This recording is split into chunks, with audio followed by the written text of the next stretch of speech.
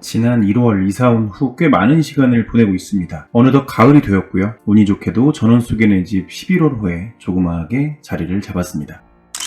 주인은 공사가 이렇게 한창이고요. 아무튼 인생은 아쉬움의 연속이라고 누군가가 말한 것 같지는 않은데 정말로 그런 것 같습니다. 전 집에 대해서 강력한 애착이 있어요. 애착의 정도는 아쉬움의 정도와 비례하죠. 오늘은 설계와 시공 후 이 부분은 조금 아쉽다. 혹시 다시 집을 짓게 된다면 이 부분은 좀 피하고 싶다라는 부분을 공유하려 합니다. 당연히 설계사님, 시공사 사장님들을 비난하는 목적은 아니고요. 시작하겠습니다. 제 집은 임대 세대와 주인 세대의 입구가 다릅니다. 상호간의 프라이버시를 존중하기 위해서 이렇게 시공을 했고요. 즉, 제 집을 갈 때 계단을 혼자 오르죠. 이 가로창을 통해서 멋진 뷰를 감상하기도 하고요. 그런데 여름이 되니 하나의 단점을 느꼈습니다. 바로 습기입니다. 주거의 가장 큰 적은 습기라고 해도 과언이 아닙니다. 반드시 제거해야 돼요. 1층과 꼭대기층의 계단 부분에는 이렇게 틸트 창을 만들어 두었는데 2층 부분은 환기를 할 수 있는 창이 다소 부족합니다. 맞바람이 치는 구조도 아니고요. 뭐라고 해야 될까요? 좀 공기가 이곳에 고인다고 해야 될까요? 당연히 공기가 고이면 습기도 빠지지 않습니다. 이 봄, 겨울에는 잘 몰랐는데 여름은 좀 습기가 많잖아요. 여름이 되니까 이 오르내리면 좀 꿉꿉했어요. 그래서 제습제를 한번 더 봤더니 습기가 꽤 많이 차더라고요.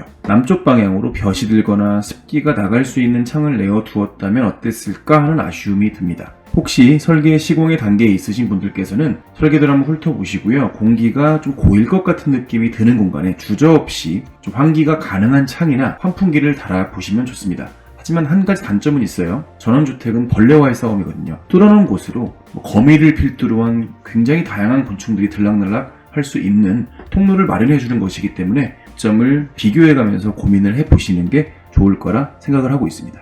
두 번째입니다. 저희 집은 보일러 제어 장치가 보조주방 부근에 있어요. 즉 보조주방 싱크대 하부에 있는데 보일러실은 외부이지만 싱크대 아래에 있는 보일러 밸브, 이런 밸브 있죠? 이런 밸브들은 보조주방에 있어요. 이도 이럴 것이 이 보일러 제어 장치를 먼저 설계를 하고 그 후에 저희 부부가 이제 보조주방을 설치를 주장했고 희망을 했기 때문에 추가가 됐거든요.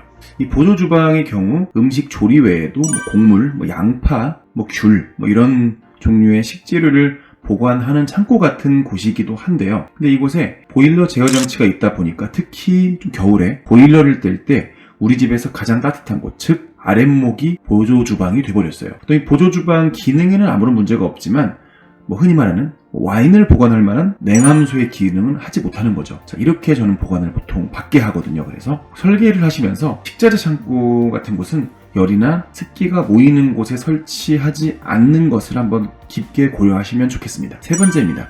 빌트인이에요. 저는 설계와 시공의 최전선에 빌트인의 필요성을 주장했습니다. 집념이었죠. 우리 집의 가전은 이 TV를 제외하고는 모두 그 간격을 맞췄어요. 세탁기는 LG 워시터를 구입하면서 그 사이즈를 재어서 시공을 했고요. 식기세척기, 냉장고 모두 마찬가지입니다. 손가락 하나 정도 들어갈 정도고요. 특히 식세기 하단부는 식세기 설치 기사님과 가구 시공팀이 동석한 가운데 식세기를 밀어넣고 그 아래는 가구 시공팀이 가구를 새로 짜가지고 넣은 케이스라 굉장히 시간이 오래 걸렸고 어려웠어요. 특히 빌트인은 디테일이 굉장히 중요했는데 이 집이 지어진 후에 가전이 들어오는데 혹시 1mm 차이, 정말 손톱 하나 차이로 가전이 들어가지 않는다? 되게 애매하겠죠? 마지막까지 불안했던 기억이 납니다. 가전은 언제나 신품일 수가 없어요. 언젠가 교체 주기가 오고 그 전 혹시 고장이 나면은 다양한 수리가 필요한 상황에 직면할 겁니다. 그럴 때 빌트인된 가전은 수리가 어려울 거예요. 그도 그럴 것이 이 워시터를 설치를 할 때 설치 기사님이 한 분이 밀고 또 한 분은 뒤로 들어가서 당기면서 벽에 붙이고요. 앞으로 넘어오셨어요. 좀 설치가 굉장히 어려웠었죠. 물론 이 부분은 건축주의 차이일 겁니다. 내 집만의 유니크한 완벽한 디자인을 원하느냐 아니면 교체 주기와 수리에 대한 편안함이냐 저는 걱정은 조금 돼요. 교체 주기가 왔을 때 새로운 가전을 다시 빌트인 사이즈에 맞춰야 하는가라는 큰 걱정은 있죠.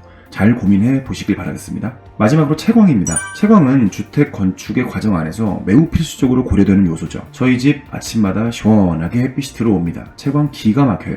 근데 좀 살다 보니 문제점이 발생을 하더라고요. 햇빛에 의한 탈색이었습니다. 저희 다락을 보시면 다락 창이 삼각으로 아주 예쁘게 나 있어요. 저 멀리 산 뒤에서 항상 동이 트거든요.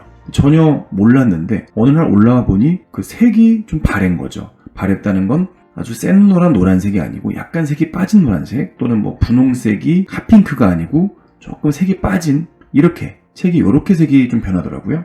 그래서 혹시 색이 빠지면 안 되는 소중한 물건들 있잖아요. 귀중품들. 그런 부분은 남양의 볕을 받지 않게끔 하시면 좋을 것 같아요. 물론 채광은 좋지만 채광을 통해 탈색되면 좀 회복이 안 될 것 같은 느낌? 탈색의 여지가 없는 것을 선택하시면 좀 더 효율적이라고 저는 생각을 하고 있습니다. 여러 가지 후회되는 부분은 있죠. 하지만 매우 잘 살고 있습니다. 그 누구보다 쓸고 닦고 하며 잘 살고 있어요. 하지만 아쉬움은 언제나 있더라고요. 주택을 짓는 분께서 이 영상을 보시고요. 자신과의 또 공통 분모에 대해 생각을 하면 조금 더 좋은 방향으로 집을 지으실 수 있을 거라 생각을 합니다. 다락 테라스에 이제 좀 텐트를 치고 뭐 고기도 좀 해먹고요. 바베큐 기계도 이렇게 샀거든요. 그래서 여러 가지 좀 리뷰를 해볼 테니까 많은 기대 바라겠습니다. 언제나 구독과 좋아요 감사하고요. 영상 마치겠습니다. 안녕히 가세요.